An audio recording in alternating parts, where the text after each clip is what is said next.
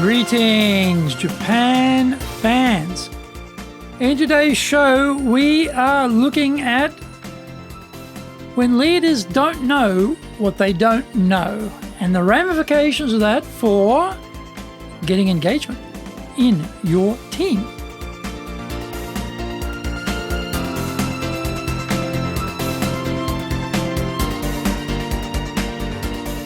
Maishu, arigatou gozaimasu, and welcome back to the Leadership Japan series. I'm your host in Tokyo, Dr. Greg Story, your corporate coaching and training guy committed to your success, president of Dale Carnegie Training Japan, and best-selling author of Japan Sales Mastery and Japan Business Mastery. We are broadcasting around the world from Minato-ku in the center of Tokyo, the leadership capital of Japan. This podcast brings insights, examples, and experience about leading in Japan, and trust me, it is different here.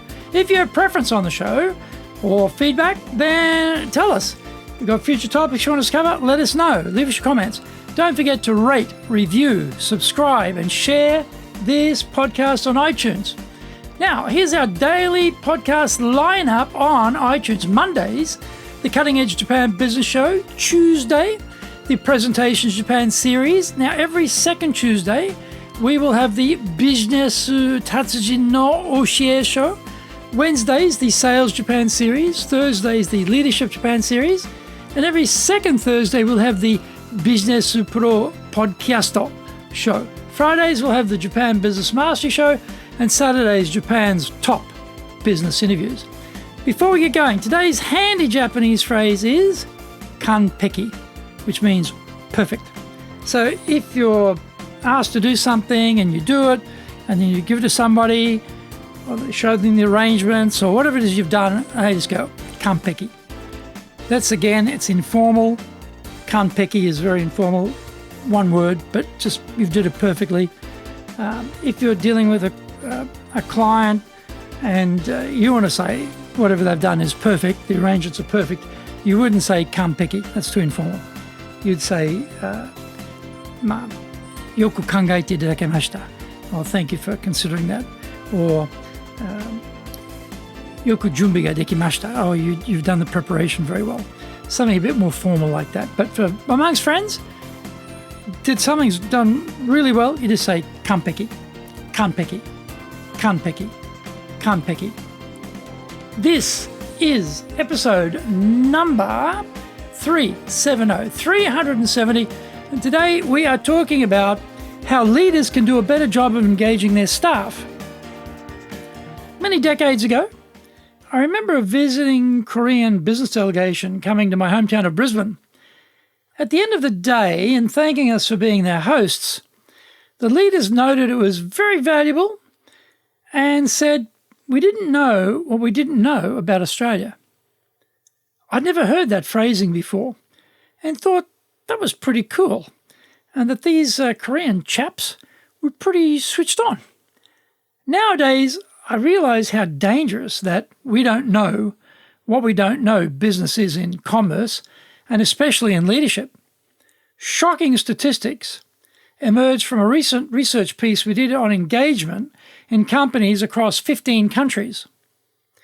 Respondents who had answered that they were very satisfied with their immediate supervisor, I would have expected were also among the most highly engaged staff in those companies we surveyed. If my staff said they were very satisfied with me as their leader, I would be pretty chipper and upbeat about what a legend of leadership I was.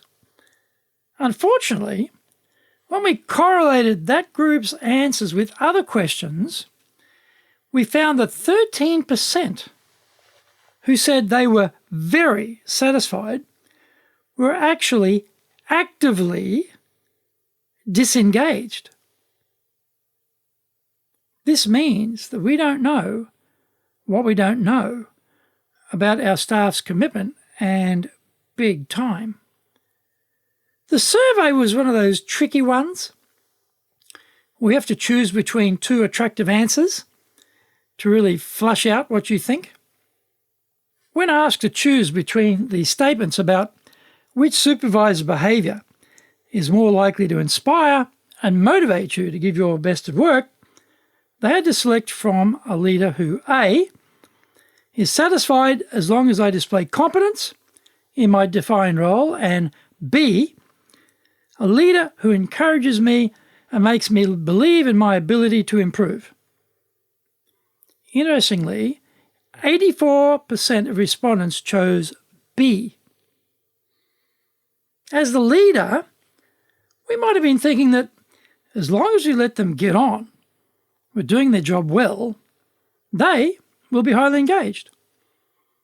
With people working from home, we can tend to leave people to get on with it and expect they will act professionally and pump out the work.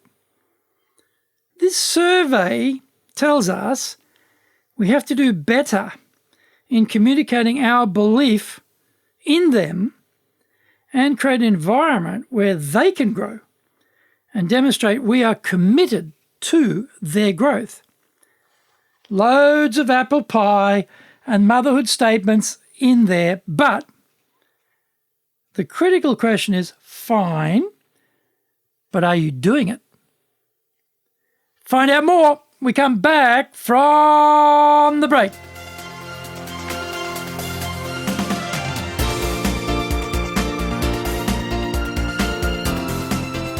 Today's show is brought to you by our public courses, but we also do custom in-house programs. We do them online, we do them in the classroom, we do them in Japanese, we do them in English.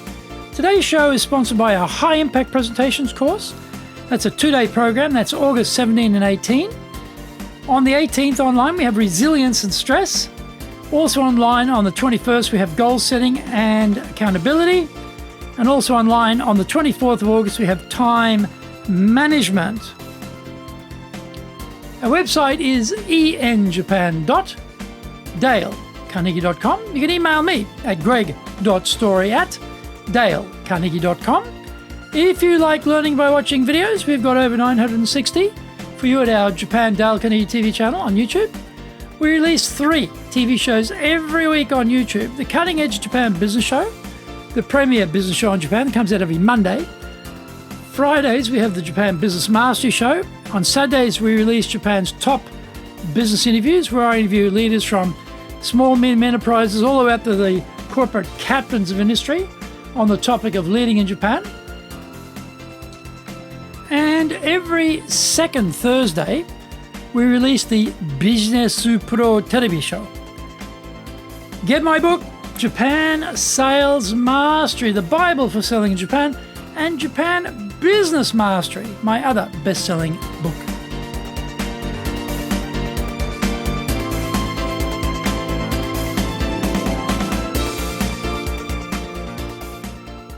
Welcome back. The next question was either A,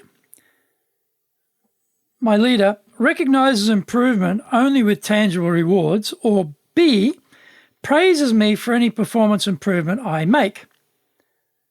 The respondents voted for B to the tune of 83%.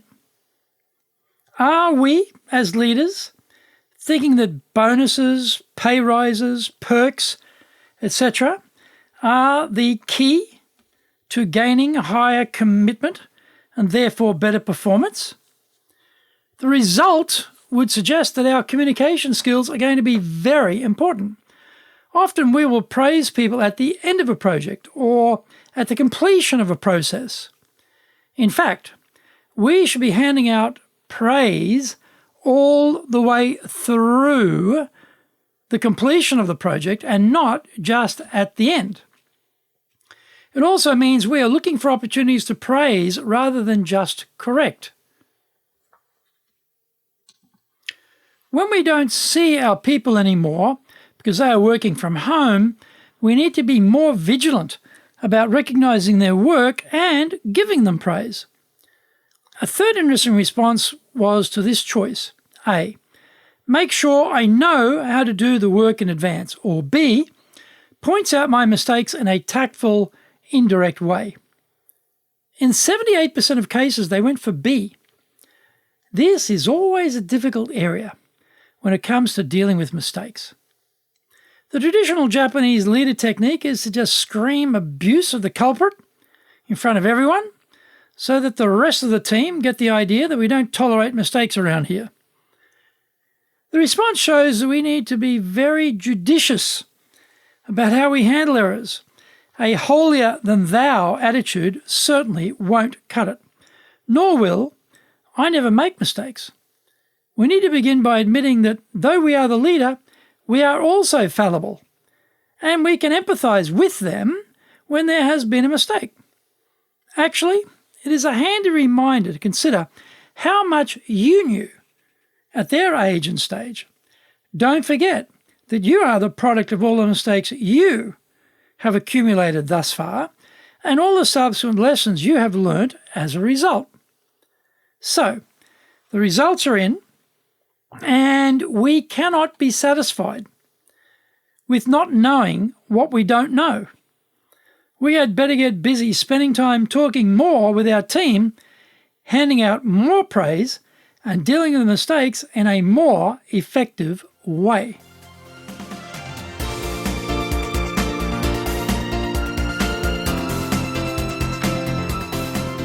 Thank you for joining the Leadership Japan series. If you found the program useful, then tell your family, friends, and colleagues. Don't forget to rate, review, subscribe, and share this podcast on iTunes.